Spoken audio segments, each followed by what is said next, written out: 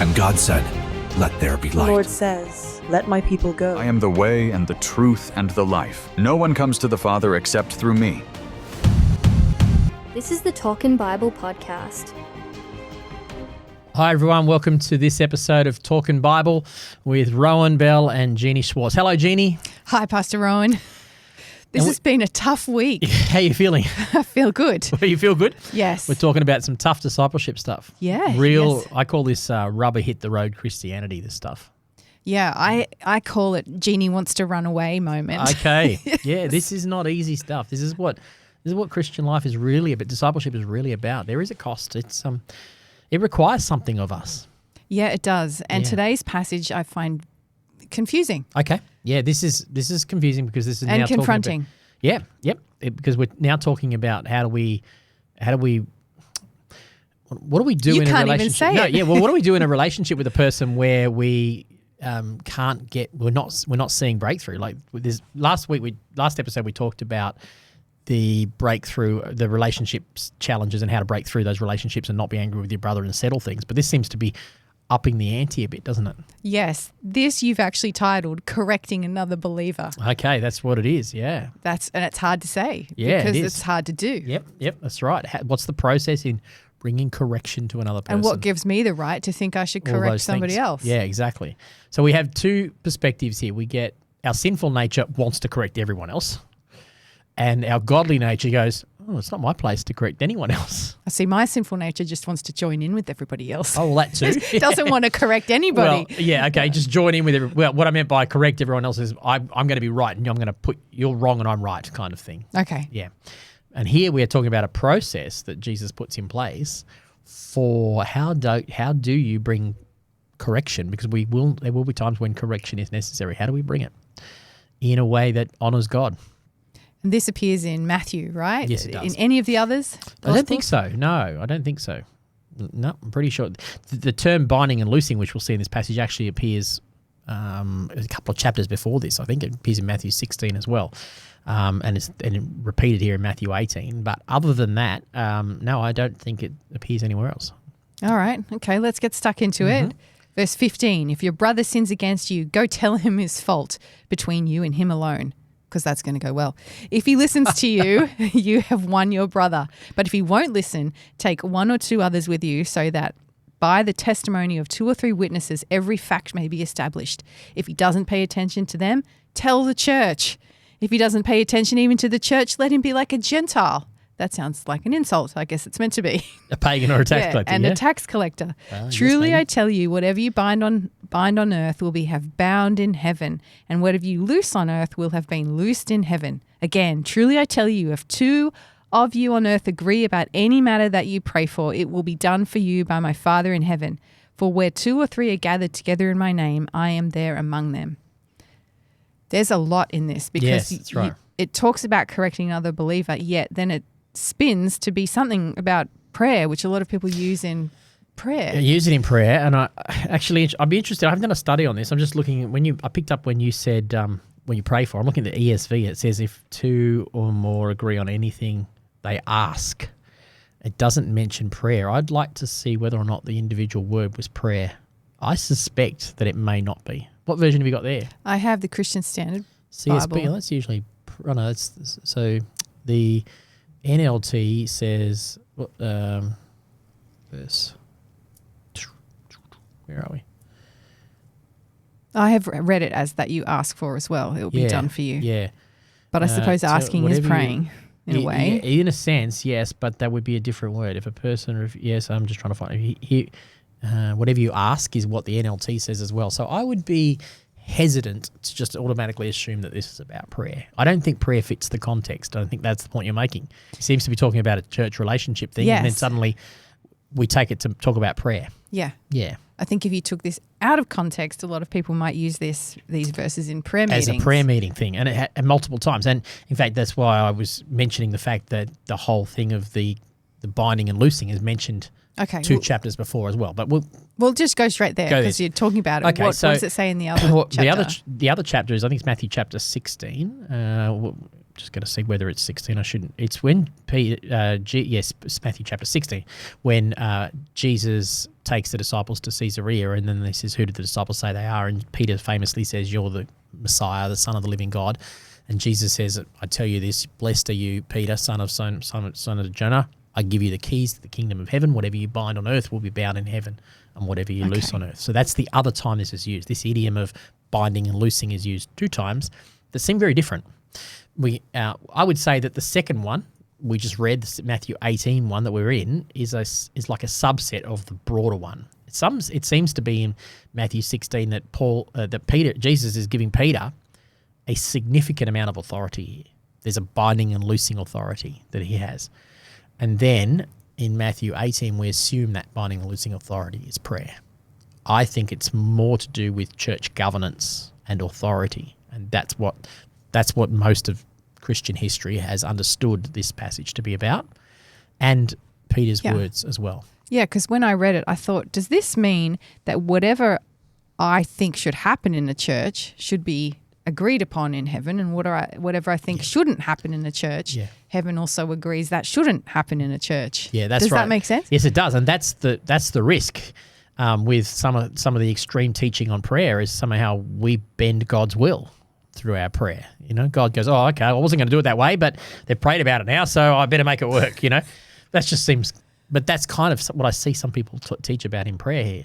Whereas I think in its context, Jesus has delegated Peter an authority on behalf of the church. And, church scholars understood that to be an apostolic authority that Peter had, and the Roman Catholic Church could take that right down their papal line or whatever. But the apostles and church leadership were given an authority to shape things and break things and allow things. So the whole idea of binding and loosing, that was a common idiom. Rabbis used it all the time. It was an authority rabbis had, not something Matthew made up or Jesus made up, and it just meant to permit or forbid.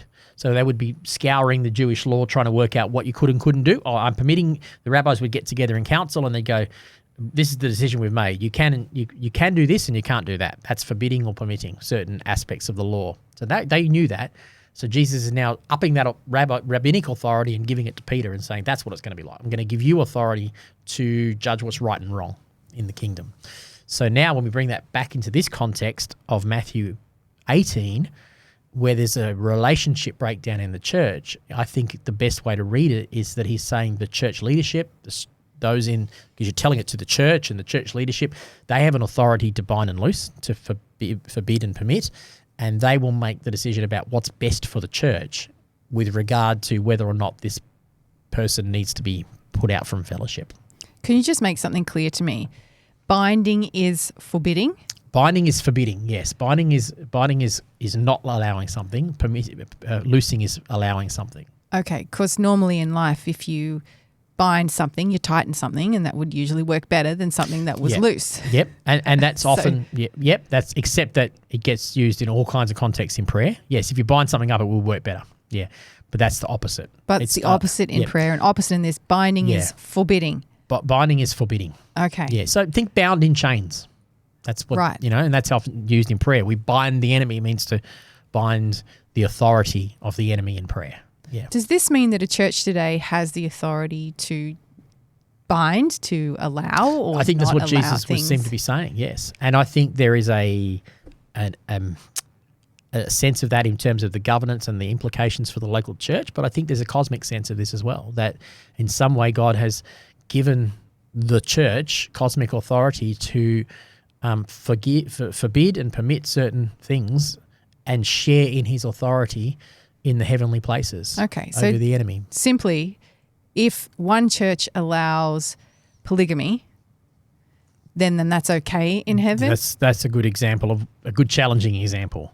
No. I shouldn't have picked polygamy because that is a, Well, yes, Mormons, but you could pick anything. Yes, you could pick any topic that we disagree on. And churches have struggled with this. Where is the absolute line? What is a non-negotiable and what is a negotiable? And we can't even agree on that. But I think we have to get to the point where we go, well, what are the non-negotiable things that we would hold to as fundamental truths of the gospel? And let's at least uphold those and then be willing to be a little bit more gracious on some of the others. But can there be fundamental truths when it seems in this verse we can pick and choose what we like? There is fundamental truths. Our interpretation of them is the problem. And that's part of the grace of God, that he has willingly given his children, his church, his followers, a degree of authority, fully well knowing that we are going to botch that up sometimes and we're going to get it wrong. Why would he do that? Love. Love? That he is prepared to entrust us, just like a parent would ask a child. Is it How'd love go? if I just let my child do whatever they want to do? No, but it's also not your love if you never let your child have a go. Because Good point. Yeah, that's where I'm getting. That's what I'm thinking. So yes, it's not love to not have any rights and wrongs and any absolutes, but there are potentially some other areas where you go, you know what, this could work. Or you might have to learn the hard way, or this could work and it could flop. But have a go, and that's also a loving thing to do. So I think it's not an absolute all the time. But where we get ourselves into tension is when one church says something is absolute and the other one says it's not. Then we're going to have to work out, well, how do we get along with each other in that environment? So what are the absolutes in Anchor Point Church? I think I get asked this question quite a bit in different formats. And for me, the absolutes, there you go, Okay. are found in the Nicene Creed and the Apostles' Creed. Beyond that, I have some that I would hold to as fairly important, very important. We have key values. We have true north values that we hold as very important for the life of our church, but they're not necessarily doctrinal absolutes. They might be. We might go, well, we need to hold these values in order to have unity and express the kind of church we want to be, and we have those in our True North booklet that explains those values. But there are also what we believe statements, which are fundamental beliefs that often are linked to the Nicene Creed. So what would you do if you had this scenario here that you have somebody who is sinning, I suppose, or doing something wrong, and they're brought to you as the leader of the church? Well, what would you do? Let's back up and see what Jesus says to do. The order Jesus says to do it is John has a problem with Mary. Mary's upset John for some reason, or John thinks that Mary's out of line. So John privately goes to Mary. I noticed you picked up and said that'll never work. Well, if John and Mary are married, it does work sometimes. Well, let's put the shoe on the other foot. Let's say Mary's got a problem with John, because that's more likely the problem. John's more likely to have made the mistake than Mary has. But Mary goes to John and says, let's personalise this. Jill comes to Rowan and says, Rowan, you are out of line. Just pick a people. Yeah. Rowan, that thing you said, that thing you did was out of line. Now, Rowan's not going to get, first impression is going to be, how dare you tell me what to do? But it might work. It might be that Jill's able to come to Rowan and say, Rowan, that behaviour was inappropriate. And if so, reconciliation. If so, restored the relationship. If not, in that situation, that's when, if it's escalating and there's no peace, that's when, in a situation in a church environment where there might be disunity between two people, the next step would be to take someone along. It's a pattern that he's illustrating here for how to have a relationship. Take someone along as a witness, not as a witness to gang up. That's what is often misunderstood. You're looking for an objective witness here who might be able to give some perspective, and the best way to do that would be to say to the witness who comes along, hey, could you come into this relationship? I had a chat with him. We're not getting anywhere. I'm striving for peace. I'm contending for peace. That's what I ultimately want. Could you come along, and you've got permission to tell me where I'm out of line too. I want you to be objective. I don't want the other person to feel like they're ganged up on. Go down that path. So your objective is peace. Your objective isn't just being right, like we talked about in the last episode with being taken to court. Then if there's nothing and there's no reconciliation at that point, the next step would be to escalate to church or church leadership. And this isn't stand up on Sunday. When this is tell it to the church, don't think stand up on Sunday at Anchor Point Illawarra and just broadcast from the microphone. Jill gets up there and says, I've talked to Rowan, he's not doing this, and embarrass her. And that's not what Jesus is saying either. So tell it to the church, tell it to the leadership, have the conversation. This is becoming disruptive to the church. This thing is out of line here. Always with this humility and this posture towards peace. And if for some reason Rowan is still not able to, even after talking to the leadership, and it's been measured and carefully weighed, the leadership might have to say, well, Rowan, you need to leave the church. You need to take some time out. We need to treat you differently because you are a source of disunity and unrest within our local community. And that is more important to us. So that's the process that seems to be advocated for here. That's what I mean when I say it doesn't happen very often. No, I'm surprised by this because in the other verses we talked about earlier in the week, there was a lot of focus on reconciliation. Mm-hmm. This seems that even though reconciliation may have been attempted, oftentimes it might not actually come about. Yes, this seems to be indicating the times when reconciliation is not possible. Yeah. Yes. So even Jesus is advocating for that. Like I said in the last episode, Make every attempt, Paul says. And this seems to be one of those cases where you've made every attempt and there isn't still reconciliation. Well, Jesus is saying as a last resort, a separation from the church, a removal from the fellowship may be necessary. Now, in today's world, that doesn't carry much weight because the person usually removes himself. Very rarely do people need to be removed. Normally they remove themselves too early, get offended and move down the road, find another church. But in the first century, you left this church, you left every church. There's very often only one church in town. This carried with it a much bigger. You were separated from fellowship with the family of God. It carried with it a significant price. We read about in 2 Corinthians a man who Paul said had to be put out of the church because of his willful sin, actually enacting out what we're seeing in this passage. But even then, Paul says, hey, he's been separated, he's been put out for a time. Now bring him back, welcome him back because he's changed. So that's always the goal, always this peace, reconciliation goal, but this awareness that sometimes that's just not possible and some form of judgment, I suppose, some form of consequence will be necessary in order to maintain the broader unity. And that might require that someone is put out of fellowship or asked to leave the church. Maybe twice ever I've done this, and neither of them I enjoyed, not for a moment. But there's probably several other times when I should have done it, I would say, but I haven't had the courage to do it. The courage to do it. Yeah, okay. because I don't like conflict.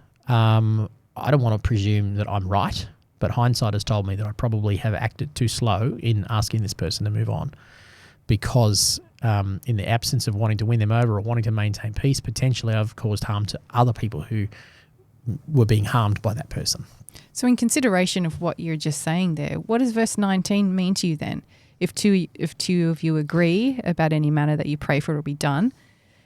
Good question. So here we need to bring all this binding and loosing and everything else down into the context of the local church. So what it seems to be saying is that this isn't Pastor Rohan making an executive decision to ask this person to leave, and in neither of those two cases have I done that. And usually it's been other people in the leadership team saying, Rohan, you need to let this person go. And I find every way, because I'm not a strong enough leader, I find every way to try and avoid that because I don't want to be that person. However, I think it's talking about this sense of agreement that when a leadership team, when a group of people who are entrusted and carry the weight of responsibility for the people in the church have made a decision and have asked God and prayed together and made a decision and gone, this is what we believe needs to happen for the greater good of the church, that's when Jesus is saying, I'm there in your midst, and therefore I'll back you as you make that decision. But the motive is not just to put that person out because they've caused me as a leader or they've said something nasty about me as a leader. That can never be the motive. It must be that this person's continuing in this behaviour is going to injure or hurt the sheep of the flock. And that has got to be the motive that I'm looking for, not my own personal offence. You just spun something for me then. For where 2 or 3 are gathered together in my name, I am there among them. From what you were saying, these people, the leadership team have made the decision to ask this person to leave. So if there's 2 or 3 of them and they're there in Jesus' name and there's been prayer and consideration about this moment, because we have binded or bound rather and loosened certain behaviours based on those decisions, Jesus, who is head of the church, is there in this moment with them and supporting them. Therefore, it's being ratified by heaven. Okay. That is not something I'd thought about before. Yeah, which is why I think it's good to see that this is the sort of stuff that's in the Bible you hope never have to happen, because this is not ideal. But this does happen in church life because we're all fallen human beings. But this is not I'm glad this isn't an everyday occurrence in church life, that you're not dealing with these kind of things all the time. But Jesus does contend for his truth. I mean, for his church. And the reason Jesus got angry and turned over the table with money changers tells me he's pretty passionate about his house. And so when we get passionate about his house, we're in line with what he wants. Sometimes that passion will require a discipline or asking someone to move on.